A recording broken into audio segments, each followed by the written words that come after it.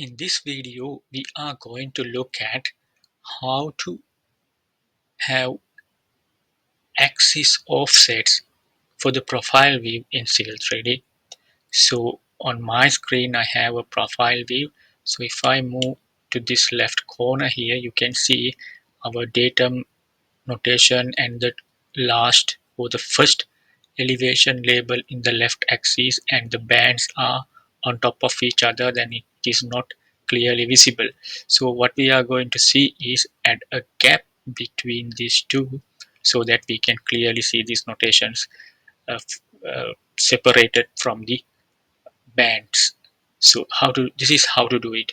You have to select the profile view, go to edit profile view style, and you have to move to grid tab. There you have axis offset.